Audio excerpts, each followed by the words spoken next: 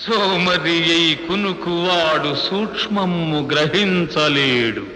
మత్తు వదలరా నిద్దుర మత్తు వదలరా, మత్తు వదలరా నిద్దుర మత్తు వదలరా.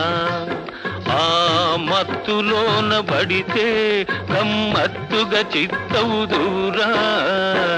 మత్తు వదలరా నిద్దుర మత్తు వదలరా.